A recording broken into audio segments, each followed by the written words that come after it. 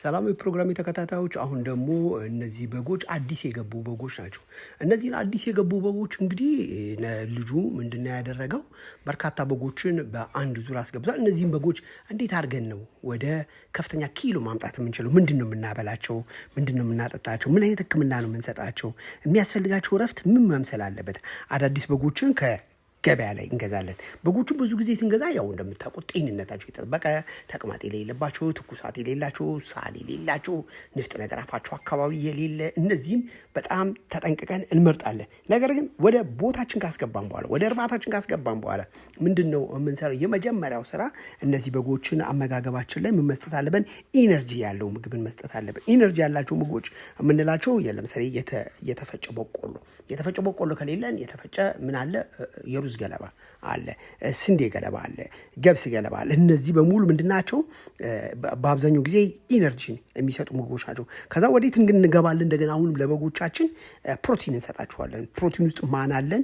በብዛት እንደ ፋጉሎ፣ አንዳንዴ ደግሞ የኮተን የኬክ እንትሮች፣ ተረፈ ምርቶች፣ ቅጠላቅጠሎች። በጣም ቅጠላቅጠሎች ማለት ይሄ ገበያ ላይ የሚገዛ የጎመን ሰላጣ ምናምን ሳይሆን የዛፍ ቅጠላቅጠሎች፣ እነዛ የደረቁት የተለያዩ ቅጠላቅጠሎች እንሰጣለን። ከዛ ደግሞ ተጨማሪ በሶስተኛ ላይ ደረቅ ሳር በደንብ መስጠት አለብን። ደረቅ ሳር ላይ የረሳነው የመጡ ቀን እንደተለመደው ለሚቀጥሉት 3 ቀን 4 ቀን እንደገቡ አሁን ለምሳሌ ገብተዋል፣ ደረቅ ሳር በልተው እረፍት አድርገዋል፣ ማታም ላይ ይበላሉ ደረቁን ሳር። እዚህ ላይ ማየት ያለብን ደግሞ በሶስተኛ ላይ ደረቅ ሳር ከሰጠን በኋላ ደግሞ እንደገና አሁንም ደግሞ መካከለኛ ቀስ እንዲሉ የቤቱን አካባቢውን መኖች ማለማመድ አለብን። በተጨማሪ እዚህ ላይ ምን አለን? ጨው በደንብ መስጠት አለብን እና ሚኔራሎች፣ ለምሳሌ ይሄ ሚኔራል ማለት የኖራ ድንጋይ ያለው ከምግባቸው ጋር እየቀላቀልን መስጠት መቻል አለብን። መኖ አሰጣጥ ላይ በጣም በቀን ከ2 ጊዜ መብላት አለባቸው። በተለይ ጠዋት ላይ ስንሰጣቸው ደረቅ ሳር ካበላን በኋላ ኮንሴንትሬትድ ደግሞ ለአንድ በግ በግምት እስከ 200 ግራም ልንሰጥ ይገባል። ምክንያቱም ለምንድን ነው ይህን 200 ግራም ከበሉ በኋላ ያላቸውን የጤና ሁኔታ በደንብ እናያለን። ንጹህ ውሃ ከበሉ በኋላ ውሃው ተመቻቸው፣ ጠዋትና ማታ ያላቸውን እንቅስቃሴ እናያለን። በዚህ በአካባቢ ለውጥ በአየር ለውጥ ተቅማጥ ያዘው አለ፣ ለብቻው ገለል ብሎ የሚያስለው አለ፣ ሰውነቱ የከሳለ፣ የምግብ ፍላጎቱ ይወረዳል፣ ሙቀቱ በጣም ይጨምራል። እነዚህን ፍየሎች ማየት አለብን። ላታቸው ላይ በተለይ በምግብ ብክለት አማካኝነት የሚመጡ በምግብ መቀየር ምክንያት የሚመጡ ሆዳቸው የተነፉ አሉ።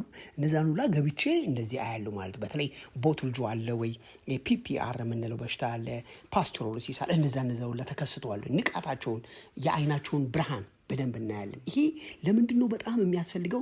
የተለየ በግ የተሰማው ነገር ካለ እዛ ውስጥ ቶሎ ብለን ለይተን በማውጣት በደንብ ምን ማድረግ አለብን? ሕክምና መስጠት መቻል አለብን። ያ ሕክምና ጥቅሙ ምንድን ነው? በሽታው ሳይሰራጭ በቀጥታ ቶሎ እንድንከታተለውና ውጤታማ እንዲሆኑ ያደርግልናል ማለት ነው። ስለዚህ የበጎች እርባታ ላይ በጣም አስተውለን ከምናየው የመጀመሪያው ስራ ምንድን ነው? አመጋገብ። አካባቢው የአየር ንብረት ተመቻቸው፣ የቤት ንጽህና፣ ቤት ውስጥ ያለ ንጽህና በጣም ወሳኝ ነው። ቤታችሁ ጥሩ የአየር ዝውውር እንደዚህ መስኮቱ በደንብ ጥሩ የአየር ዝውውር የሚያስተላልፍ መሆን አለበት። በተለይ ይሄ በግ ለምሳሌ ተመትቶ አይኑ አበጥ ብሎብኛል። ስለዚህ አይኑ ለምን አበጠ? የተለያዩ ኦይንትመንቶችን መጠቀም አለብኝ። ሁማን ላይ የምንጠቀማቸው እንደ ጄንታማይሲን፣ እንደ ኦክሲቴትራሳይክሊን መጠቀም አለብን። ይህ ፊዚካሉን አያችሁት? ምን ያህል ቀን ባበላው ሰውነቱ እንደዚህ ይቀየርልኛል። ብዙን ጊዜ እንደምታውቁት በጎችን በምንገዛበት ወቅት ሰውነታቸው ወረድ ያሉ በጎችን ነው የምንገዛው። ለምንድን ነው ያንን የምናደርገው? እኛ ጋር ከመጡ በኋላ ለሚቀጥለው 1 ወር ስናበላቸው ሰውነታቸው ምን ይሆናል? ወደ ነበረበት ይመለሳል፣ ኪሎ ያመጣሉ። ስለዚህ እዚህ ላይ ደግሞ ምን እናያለን? የቤታቸውን ንጽህና እናያለን። ቤታቸው ላይ እርጥበት አለው። ቤታቸውን ሁልጊዜ ምን ማድረግ አለብን? ጠዋት ማጽዳት አለብን። ለምንድን ነው የምናጸዳው?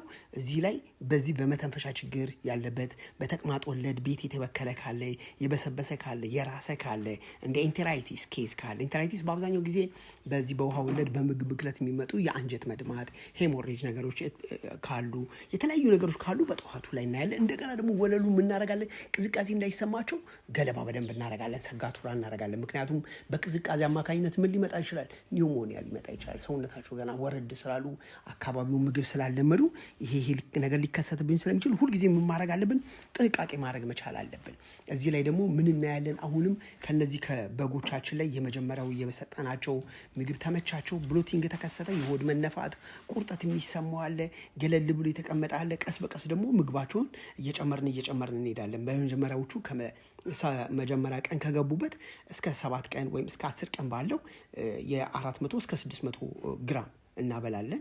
ያ ደግሞ ለምንድን ነው? የሰውነታችሁ ኪሎ ጌን እንዲያደርጉ ያለ በተለይ ደግሞ የዚህ የበቆሎ፣ የስንዴ፣ የፋጎሎን አንድ ላይ በመቀላቀል ሰውነታችሁ ኪሎን እንዲያመጡ ማድረግ አለብን። እዚህ ላይ ማየት ያለብን እዚህ ቤት ውስጥ አንድ ጊዜ እነዚህን በጎች አስቀመጥን ማለት አንደኛ ጉልበት እንዲቀንሱ ከማድረግ በተጨማሪ ምንድነው ሰውነታቸው የበሉትን ምግብ እንዳያባክኑ በአንድ ቦታ ላይ ተሰባስበው መኖር አለባቸው። ይህን ግን ተሰባስበው ሲኖሩ ምንድነው የምናደርገው? የመጀመሪያው ጥሩ የአየር ዝውውር ቤቱ መኖር አለበት። እረፍት እንዲያደርጉ ነው የምናደርጋቸው። ከዛ ደግሞ ወንዶች ከሆኑ ማኮላሸት አለብን፣ ወንዳዊ ባህሪያቸውን እንዲያጡና ኪሎ ጌን እንዲያደርጉ ያ ይጠቅማቸዋል። አለበለዚያ ምን ይሆናሉ?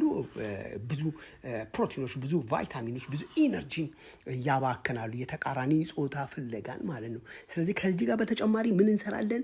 በጣም መቅረት የሌለበት በየጊዜው በየክትትል ማድረግ ያለብን ቅድም እንደነገርኳችሁ ከሚመገቡት ለምሳሌ በቆሎ 50 ኪሎ ካደረግን፣ ስንዴ 30 ኪሎ፣ ፋጉሎ 20 ኪሎ ካደረግን በኋላ ይህን በመቀላቀል ምግብ እንሰጣቸዋል። ይህን ምግብ እያበላን ግን ምን እናደርጋለን?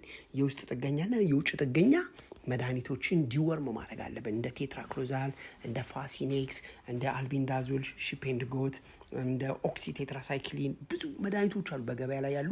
ግን ምንድነው 300 ሚሊግራም አለ 30 ኪሎ ግራም ለሚመዝን በግና ፍየል የሚሰጥ፣ 600 ሚሊግራም አለ 60 ኪሎ ግራም ለሚመዝን። ስለዚህ እነዚህ በጎቼ ከ30 ወይም ደግሞ ከ300 ሚሊግራም የሚበልጡ አይደሉም። ስለዚህ ምን አደርጋለሁ? ጥንቃቄ ማድረግ አለብኝ። አንዳንድ ጊዜ መድኃኒቶች ከመጠን በላይ ሲወፍሩ የእንስሳት ሐኪምን ሳናማክር የምንሰጣቸው መድኃኒቶች ሰውነታችሁ ውስጥ ያሉትን በጨጓራችሁ ውስጥ ያሉትን ባክቴሪያዎች ስለሚገሉ በጎቹ ምን ይሆናሉ? የምግብ የመፍጨት ስርዓታቸው ደካማ ይሆናል። ምግብ ፍላጎታቸው ይደክማል። ሰውነታቸው ሴላቸው ወይም ደግሞ ነጭ የደም ሴላቸውና ቀይ የደም ሴላቸው ስለሚዳከም የምግብ ውህደታቸው ቀዝቃዛ ይሆናል። ምግብ ፍላጎት አይኖራቸውም። ስለዚህ ሁሌ ስንሰጥ በበጎቹ ኪሎ መሆን መቻል አለበት። ከዛ በተጨማሪ ምንድነው ገላቸው ላይ ደግሞ ቁንጫ መዥገሮች ካሉ እነሱንም ለማጥፋት የምንጠቀማቸው እንደ ስፕሬይ ነገሮች አሉ። በተጨማሪ ደግሞ አይቨርመክቲንን መጠቀም አለብን። አይቨርመክቲን ለውስጥ ጥገኛና ለውጭ ጥገኛ ለፓራሳይት ማስወገጃ የምንጠቀማቸው ናቸው። ቅድም ግን ስነግራችሁ ምን ብያችኋለሁ? የምንጠቀማቸው ኪኒኖች እንደ አካባቢ ነው። ደጋማ አካባቢ ላይ ነው የመጣው እንስሳ፣ ቆላማ አካባቢ ላይ ነው፣ ወይና ደጋ ላይ ነው የመጡት ብለን በደንብ መለየትና ማወቅ መቻል አለብን። ይህን ስናደርግ ነው የበጎቻችን ህይወት በአንድ ወር ከ15 ቀን ውስጥ ለውጥ ሊያመጡ የሚችሉት። አለበለዚያ ምን ይሆናል? ለውጥ አያመጡም። ከዚህ በተጨማሪ መሆን አለበት በየ2 ወሩ ደግሞ ክትባት፣ በጎችን የሚያጠቁ ክትባቶች አሉ። እንደ ፒፒአር፣ ፔስት ሄፓቲቲስ ሩሚናንት፣ እንደ አንትራክስ፣ እንደ ፓስቹሮሲስ፣ እነዚህ እንደ ኦርፍ፣ እንደ ፖክስ በተለያዩ ቪዲዮዎች ላይ የነገርኳችሁ ክትባቶች አሉ። እነዚህ ክትባቶችን ደግሞ በክትባቱን በአግባቡ በሰጠናቸው ቁጥር በጎቻችን ለተላላፊ በሽታ አይጋለጡም። ለተላላፊ በሽታ መጋለጥ ብቻ ሳይሆን በጎቻችን ምን ይሆናሉ? አይሞቱም። ካልሞቱ ደግሞ እኛ ምን እንሆናለን? የተሻለ ነገር እናገኛለን። ስለዚህ የገዛናቸው በጎች አብዛኞቹ ከ25 ኪሎ እስከ 30 ኪሎ አካባቢ ናቸው። እነዚህን እንግዲህ በአንድ ወር ጊዜ ውስጥ የሚኖራቸውን ለውጥ አብረን እናያለን። ቅድም እንደነገርኳችሁ የምናበላቸው አመጋገብ ምንድን ነው? ዘርዝሬዋለሁ። አሁን አልደግሞም። እነዚህን አመጋገብ ከሰጠን በኋላ ደግሞ የሚጠጡት ውሃ ንጹህ መሆን መቻል አለበት። በተለይ ውሃ ላይ ቢሻንጋሪ፣ ክሎሪን፣ ውሃ ጋር እና ሌሎችም ውሃ ወለድን ችግሮች ሊቀርፉ የሚችሉ ነገሮችን መጠቀም መቻል አለበት። ስለዚህ አሁን ሰውነታቸው ጥሩ እየተለወጠ ነው። ከገቡ ገና 3 ቀናቸው ነው። በ3 ቀን ውስጥ ምን አደረግን? የውጭ ጥገኛ ማስወገጃ መድኃኒቶችን ሰጠን። ከዛ ደግሞ ምግብ ሰጠን። ከምግብ በኋላ ደግሞ አቅም ሲያገኙ ደግሞ ምን እንሰጣቸዋለን? ቅድም የነገርኳችሁን አንቲኤልሜንቲኮች እንሰጣለን። የመጀመሪያው ዙር ላይ ግን ምንድነው? አሁንም እንደነገርኳችሁ ይህን ደረቅ ምግብ ገና እየበሉ ነው። በተለያዩ ቪዲዮዎች ላይ እንደነገርኳችሁ በጎቻችን እንደመጡ ለሚቀጥለው 1 ቀን እስከ 7 ቀን ምንድነው የምንሰጣቸው? እዛ አካባቢ የለመዱትን መኖ ነው። ያ ደግሞ ደረቅ ሳር። ደረቅ ሳር ጥቅሙ ምንድነው? አንደኛ እንስሶቻችን በትክክል እያመነዘው ነው እናያቸዋለን። ሁለተኛ ደግሞ የምግብ ለውጥ ምንም አይነት የጤና ችግር የተለማመዱትን ሳር እዛም አካባቢ ነጋዴዎችም ይዘዋቸው ያሉ በገበሬው አካባቢም ያሉ መኖዎችን ስናበላቸው የምግብ ለውጥ የሚያመጣባቸውን የጤና ጠንቅ በቀላሉ መከላከል ይችላሉ ማለት ነው። ስለዚህ የሚያመነዝህ እንስሳ አለ። የማያመነዝኸው ለምንድን ነው? አሞት ነው? ምንድን ነው ያመመው? ሙቀቱ ከፍ አለ? የምግብ ፍላጎቱ ወረደ እንዴት አድርገን ነው የተለያዩ አንቲባዮቲኮችን የምንሰጣቸው? ቀደም ሲል እንደነገርኳችሁ በተለያዩ ቪዲዮዎች ላይ በጎች እንደገቡ የተለያዩ አንቲባዮቲኮችን እንሰጣለን። ለምንድን ነው አንቲባዮቲኮችን የምንሰጠው? ብዙ ጊዜ በቫይረስ የሚመጡ በሽታዎች አሉ። እንደምታውቁት ደግሞ ቫይረስ በሽታዎች በአብዛኛው ጊዜ አይታከሙም። ግን ወደ ኮምፕሊኬሽን እንዳይገቡ፣ ሰከንደሪ ኢንፌክሽን እንዳይገቡ ምን እናደርጋለን? አንቲባዮቲኮችን እንሰጣለን። እነዚህ አንቲባዮቲኮች ደግሞ ጤንነታቸው የተጠበቀ እንዲሆን ያደርጋሉ። እዚህ ጋር ደግሞ ገንዳ አድርገንላቸዋል። ገንዳው ላይ ምን አለ? ንጹህ ውሃ አለ። ይሄ ንጹህ ውሃ በደንብ ይጠጣሉ። በተለይ ውሃችን ደግሞ ምን መሆን አለበት? የቧንቧ ቢሆን አሪፍ ነው። ስለዚህ ምን መሆን አለበት ደግሞ? ውሃችን ቀዝቃዛ ቦታ ላይ እየተከማቸ ሳይሆን ንጹህ ቦታ ላይ፣ ፀሐይ ያለበት ቦታ ላይ። ብዙ ጊዜ በጎች እንደምታውቁት በጣም የቀዘቀዘ ውሃ አይወዱም። ስለዚህ ፀሐይ ላይ ለብ ያለ ውሃ፣ እሳት ላይ ሳይሆን በፀሐይ በተፈጥሮ በራሱ የሞቀ ሲሆን ድርቆሹን ከበሉ በኋላ መጥተው ውሃ ሲጠጡ ሩመን ውስጥ ወይም ደግሞ ጨጓራቸው ውስጥ ያለው የምግብ ውህደት ፈጣን ይሆናል። እነሱም ደግሞ ምን ይሆናሉ? ያንን የበሉትን ምግብ እያመነዘቡ ጤንነታቸው የተጠበቀ ይሆናል። እኛም ደግሞ አሁን ባለው ሁኔታ እንደምታዩት የበግ ዋጋ ስንት ነበረ? በጣም ይገረመኝ። እስከ 40 ሺህ ብር የተሸጠ እስከ 45 ሺህ የተሸጡ በጎች አሉ። ከዛም በላይ ያሉ ብለውኛል። የገጠመኝ ግን እስከ 45 ሺህ እና 40 ሺህ ገጥሞኛል። ስለዚህ እናንተ በ800 ሺህ ወይም ለ1 ሚሊዮን ካፒታል አንቀሳቅሳችሁ ክፍለ ሀገር ላይ ወጣ ብላችሁ ሰውነታቸው አነስ ያሉ ኪሏቸው ወረድ ያለ ግን ጤናማ የሆኑ ንቃታቸው፣ አይናቸው፣ አፍንጫቸው አካባቢ ምንም ፈሳሽ የሌላቸው እበታቸው ላይ ምንም ነገር የሌለ በደንብ የሚያመነዙ በጎችን ብንገዛ ምን እንሆናለን? እኛ ውጤታማ እንሆናለን ማለት ነው። ስለዚህ የበጎች ገበያ በየአንድ ወሩ ከ10 ቀን 100 በጎችን አለን ካፒታል እንኳን ብናስገባ ምን ያህል ተቀያሪ፣ ምን ያህል ገንዘባችን ተመላሽ ይሆናል። ስለዚህ እዚህ ላይ ማየት ያለብን ከበጎች የምናገኘው ጥቅም አንዱ ነው። ሁለተኛው ደግሞ ምንድን ነው? በጎችን በብዛት በአንድ ቦታ ላይ በሰበሰብን ቁጥር የምግብ ቁጠባ ሂደታችን ጤናማ ይሆናል። አንዳንድ በጎች አይታችሁ ከሆነ የተሰጣቸውን ጤናማ ሲስተም ውስጥ ነው ያሉት፣ ጤና ክትትል ውስጥ ነው ያሉት፣ ግን የምግብ ፍላጎታቸው ደካሞች አሉ። እነሱ የማይበሉትን ሌሎቹ ይበላሉ ማለት ነው። ስለዚህ እነዚህ ምግብ ፍላጎታቸው ያንን ምግብ አልበላ ያሉት ለምንድን ነው ያ ምግብ አልበላ ያለው? ቶሎ ብለህ ምግቡን መቀየር። እነዛኞቹ ደግሞ ሲበሉልን ምንን ይከላከልናል? በቀላሉ የምግብ ብክለትን ይከላከልልናል። ከዚህ ውስጥ ደግሞ ካገረባናቸው 150 የሚደርሱ በጎች ውስጥ ቶሎ ኪሎ ጨመር የሚሉትን ሰውነት በደንብ የሚያስገቡትን ቶሎ እያወጣን ተጨማሪ ትናንሽ በጎችን በመግዛት እርባታችንን የተሻለ ማድረግ እንችላለን ማለት ነው። እነዚህንና ሌሎችን መረጃዎች ማወቅ ከፈለጋችሁ ዶክተር ኃይሉ የእንስሳት ሐኪም ለሚቀጥለው 4 ቀን እኛ ማዕከል ላይ የሚሰጠውን ስለ በጎች እርባታና እንክብካቤ ክትትል መታችሁ መሰልጠን ትችላላችሁ። የእኛ ስልጠና እንደምታውቁት የራሱ ማንዋል አለ። በርካታ ወጣቶች እዚህ አዲስ አበባ ዙሪያ አዳማ ላይ ተደራጅተው በግ እርባታን ጀምረዋል። የእነሱም ባለፈው አቅርብ ያለው አሁን ደግሞ በቅርብ የማቀርብላችሁ ሌሎች አሉ። የዚህ ልጅንም ቁጥር 2 አቀርባለሁ። ስለዚህ በጎችን ስንገዛ ብዙ እገዛ እናደርግላችኋለን። እኛ ጋር አንድ ባለሙያ 4 ቀን ሰልጥኖ ሄደ ማለት እንለያያለን ማለት አለ። በየትኛውም ሰዓት በየትኛውም ደቂቃ ብትደውሉ ታገኙኛላችሁ። ድንገት አንዳንዴ ስልክ ማላነሳው ያው ቦርሳይ ውስጥ ስለሚሆን ላፕቶፕ ጋር አንድ ላይ ስለማደርገው ስለማይመቸኝ ነው። ግን መልእክት ከጻፋችሁልኝ የበጎች እርባታ ላይ፣ የፍየሎች እርባታ ላይ፣ በአጠቃላይ እንስሳ እርባታ ላይ አማክራችኋለሁ ማለት ነው። ስለዚህ ታች ባለ ስልክ በኩል ደውሉልኝ። እንግዲህ ወደ ዋናው ነገር ስንገባ ሁሉም በጎች ኪሏቸው አንድ አይደለም። ግን ደግሞ ሁሉም በጎች ምን መሆን አለባቸው? ጤነኞች መሆን መቻል አለባቸው። ስለዚህ ጤነኞች በጎችን ስንገዛ ምን እንሆናለን? በማህበረሰብ ደረጃ ጥሩ በጎችን የምናቀርብ ይሆናል። የበጎች ስጋ ደግሞ ለሰው ልጅ ህይወት እጅግ በጣም ጠቃሚ ነው። የበግ ስጋ እንደምታውቁት በጣም ስስ ነው፣ እጅግ በጣም ደግሞ ጣፋጭ ነው። በውስጡ ደግሞ ብዙ ነገሮችን የያዘ ነው። ስለዚህ ሰዎች በአንጻራዊነት 40 ሺህ ብር 45 ሺህ ብር ከሚሸጡ እኛ ደግሞ ከነሱ ወረድ ብለን ግን ቶሎ ገበያውን እያነሳን በየአጭር ጊዜ እያወጣን መሸጥ መቻል አለብን። ይህን ግን የምናደርገው ምን ማከም፣ መንከባከብ፣ ማብላት፣ ንጹህ ቤት መስጠት ስንችል ነው። እነዚህን ነገሮች ባደረጉን ቁጥር ኢኮኖሚያችን የተሻለ ይሆናል።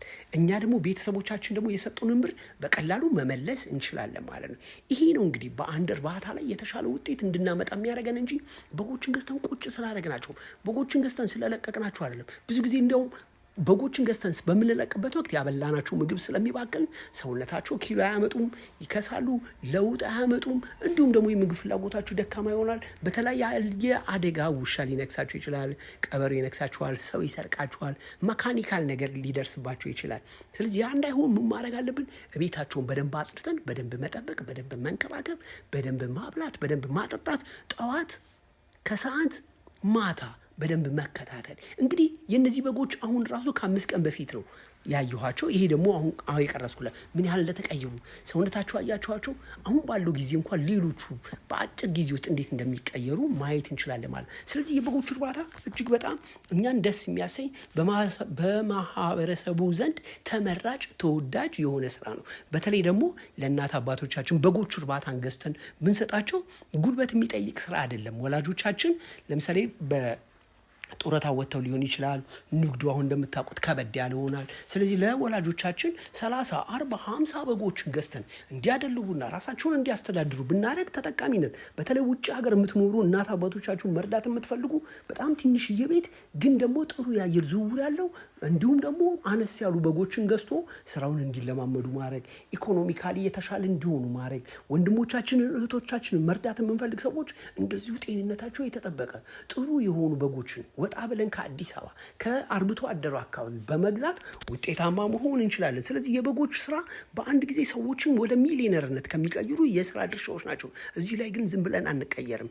በደንብ ካበላን፣ በደንብ ካከምን፣ በደንብ ጤንነታቸውን ከጠበቅን ነው ይሄ የሚሆነው። ፕሮግራሙ ይጠቅማል ካላችሁ ለጓደኞቻችሁ ሼር አድርጉ። ኃይሉ ነኝ እንስሳት ሐኪም ወይም ዶክተር ኃይሉ በሚለው በቲክቶክ ቻናሌም ኃይሉ ቬት በሚሉ ታገኙኛላችሁ። አመሰግናለሁ። መልካም ጊዜ